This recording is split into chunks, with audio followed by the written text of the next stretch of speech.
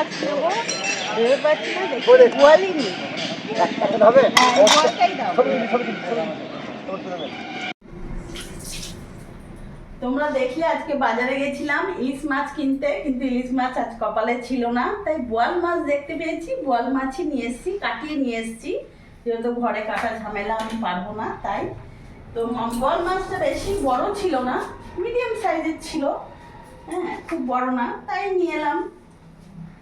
তাই আজকে বোয়াল মাছের রসা করব, তাই মাছে ভালো করে আমি লবণ হলুদ মাখিয়ে নেবো, তার সাথে একটু সর্ষের তেলও মাখিয়ে নেব, কারণ বোয়াল মাছ তো ফোটে, সর্ষের তেল মাখালেও মনে হয় ফুটবে, কে জানে। মাছে ভালো করে লবণ হলুদ মাখিয়ে নিই। বোয়াল মাছটা রিং সাইজের করেছে, রিং রিং করে কেটেছে, বেশি বড় ছিল না তো তাই। তো মাছে ভালো করে লবণ হলুদ আমি তেল মাখিয়ে নিয়েছি। এবার এখানে গ্যাস ধরিয়ে আমি কড়াইও বসিয়ে নিয়েছি, গরম হয়ে গেছে। এবার মাছটা ভেজে নেব, তেল দিয়ে দেবো,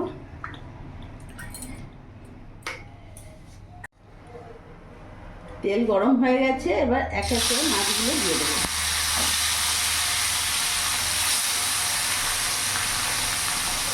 তিনটে মাছ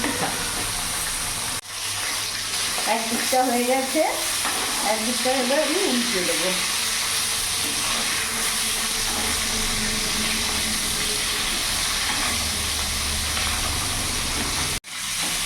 মাছগুলো ভাজা হয়ে গেছে, আমি এবার নামিয়ে ফেলবো।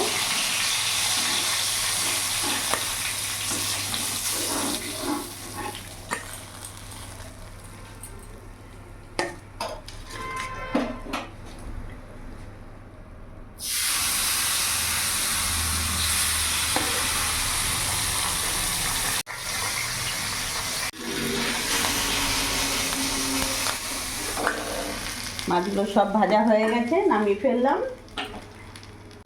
পেঁয়াজটা এখানে ভাজা হয়ে গেছে, এখানে আদা রসুন লঙ্কার পেস্ট আমি দিয়ে দিলাম, 2 চামচ দিয়ে দিলাম, ভালো করে নাড়াচাড়া করে নেব।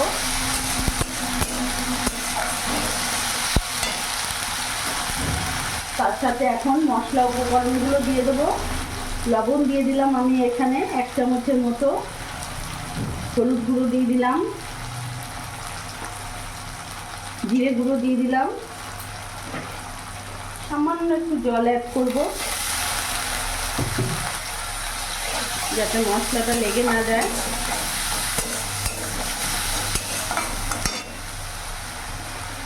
এরই মধ্যে এখন আমি কাশ্মীরি লঙ্কা গুঁড়ো ব্যবহার করছি। আমি এখানে কাঁচা লঙ্কা বাটা ব্যবহার করেছি, আর কাশ্মীরি লঙ্কা গুঁড়োটা কালারের জন্য।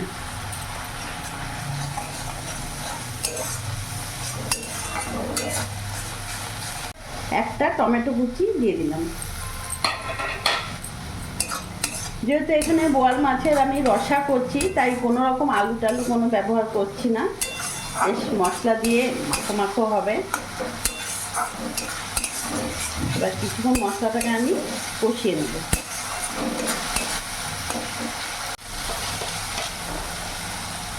মশলা কষার সময় সামান্য একটু চিনি দিলাম।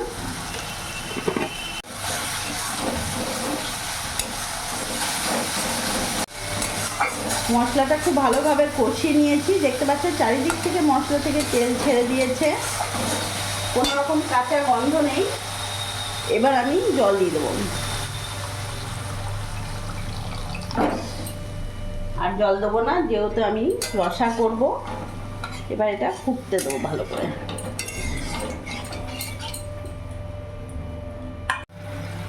ঝোলটা ফুটে গেছে, এই সময় আমি 3-4টে কাঁচা লঙ্কা চিড়ে দিয়ে দিলাম, আর ভাজা বোয়াল মাছগুলো দিয়ে দেবো।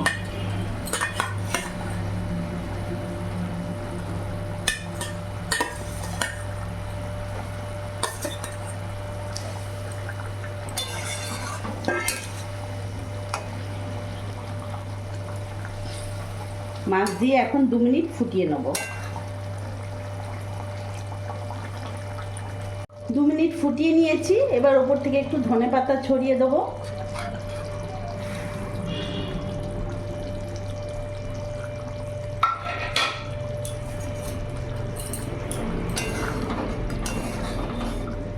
এবার গ্যাস অফ করে নামিয়ে দেবো।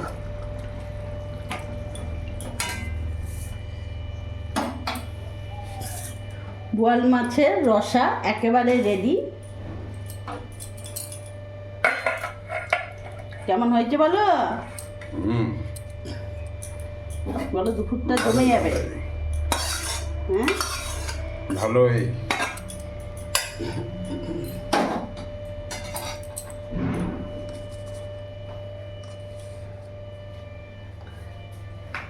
তো বন্ধুরা আজকে বানিয়ে ফেললাম বোয়াল মাছের রসা। এইভাবে তোমরাও একদিন বানিয়ে দেখো, সত্যি খুব ভালো লাগবে।